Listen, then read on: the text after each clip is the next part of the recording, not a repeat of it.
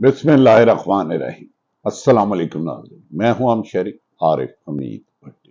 PDM में एक बोटी के लिए बकरा ज़िबा कर दिया, लेकिन मुस्लिम लीग नून और पीपल्स पार्टी अमलन एक दूसरे के मद्दे मुकाबल आ चुके हैं, एक दूसरे पर करप्शन और धांधली के इल्जामात लगा रहे हैं। यहां तक कि मौजूदा हुक्मरानों के साथ ब्यूरोक्रेसी ने, सरकारी अफसरान ने काम करने से इनकार कर दिया। उन्होंने कहा इस तरह हमें आइन से मावरा कायम करवाया जा रहा है कि कल को हमें मुकदमात का सामना करना पड़ेगा।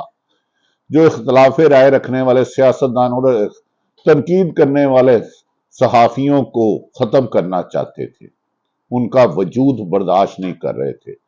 झूठे मुकदमात से लेके उन्हें मुल्क बदरी तक मजबूर किया जा रहा था।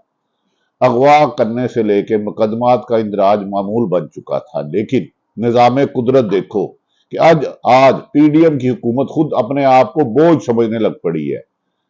एक इस्तीफों के सिलसिले चल पड़े हैं और यह भी कभी इम्कान है कि मुस्लिम लीग नून का एक बहुत बड़ा धड़ा इनके गैर आईनी इकदामात की वजह से मुस्लिम लीग नून का साथ छोड़ने का ऐलान कर सकता है। एडवोकेट जनरल पंजाब शान गुल ने भी इस्तीफा दे दिया। उन्होंने कहा मौजूदा हुकूमतों ने हमें धोखा दिया था, मेरे पास आकर कहा था मुबैना तौर पे कि हम 3 महीने के लिए आ रहे हैं, मुख्तसर वक्त के लिए आ रहे हैं, इलेक्शन करवाने हैं 3 माह के अंदर अंदर। तो कहा जा रहा है इनके इख्तलाफात की बहुत सारी वजूहात हैं, क्योंकि हुकूमत इंतकामी कार्रवाइयों में ना सिर्फ आइन को बेतुकीर कर रही है, बेजमीन कर रही है, बल्कि अदालतों की हुक्मदुली भी इसका मामूल बन चुका है। शान गुम से पहले नहायत अच्छी शोहरत के हामल एक पढ़े लिखे, जो मुल्क में नादरा का निजाम वाहिद काम था जिसमें बगैर करप्शन के किसी का आईडी कार्ड बन जाता था। जब उन्होंने वोटर लिस्टों में गड़बड़ से, फ्रॉड करने से मुबैना तौर पर इनकार किया, तो हुक्मरानों ने उन पर दबाव डालना शुरू कर दिया कि हमारे साथ चलना होगा तो हमारे जायज नाजायज काम करना होंगे, जिस पर उनसे जबरदस्ती इस्तीफा लिया गया। वो अच्छी शोहरत के हामिल है तारिक मलिक, और उन्हें यह कहा गया आप पाकिस्तान भी नहीं छोड़ सकते, और एफआईए को इंक्वायरी का हुक्म दे दिया। इससे पहले चेयरमैन नैब आफ्ताब सुल्तान, जो अच्छी शोहरत के हामिल थे, उन्होंने कहा कि मुझे गलत मुकदमात इंदराज के लिए दबाव डाला जा रहा है। उन्होंने अपने खिताब में कहा कि मैं अपने जमीर के मुताबिक इस्तीफा दे रहा हूं, मैं बेगुनाह को गुनाहगार और गुनाहगार को बेगुनाह नहीं कर सकता। इस किस्म की खबरें तमाम मीडिया पर मुख्तलिफ आती रही। अब शान गुल का भी इस्तीफा आ गया।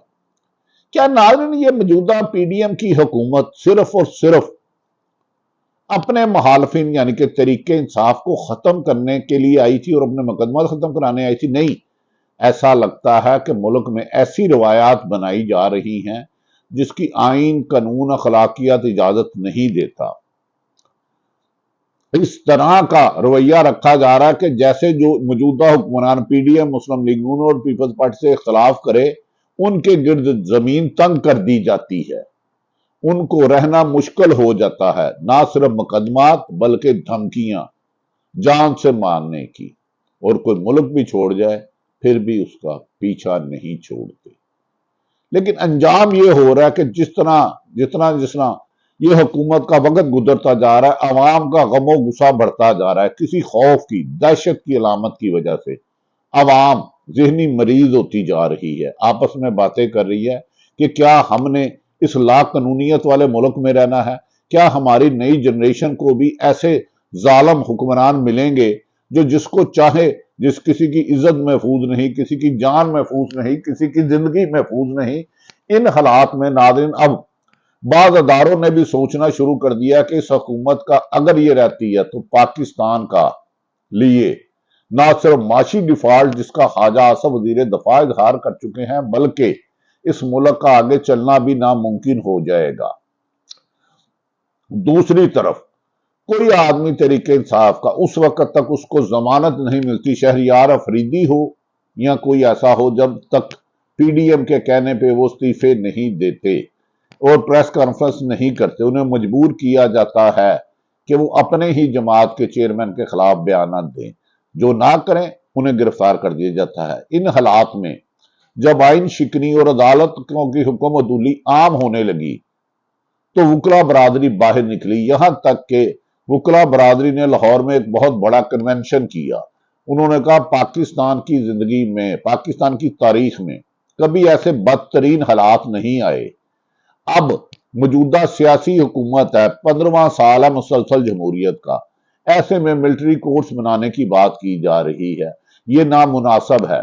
اینٹی ٹیررسٹ کورٹ ہے، انہیں ٹائم لے کے کیا جا سکتا ہے، جبکہ مسلم لیگ نون نے آلریڈی پہلے ہی الزام لگانا شروع کر دی ہے۔ مسلم لیگ نون کی ایک خاتون اہم رہنما نے اختلاف رائے رکھنے والوں کو، سرکاری افسران کو بلا کے کہا کہ ان لوگوں کو میں زندہ نہیں دیکھنا چاہتی۔ مبینہ طور پر یہ خبریں مختلف میڈیا پر آئی ہیں، ان کی تصدیق یا تردید مسلم لیگ نون کا حق ہے کہ فلاں مجھ پر تنقید کرتا ہے، اس کے نوکری سے نکلوا دو، اسے گرفتار کرا دو، دہشت گردی کے مقدمات کرو، بغاوت کے کرو۔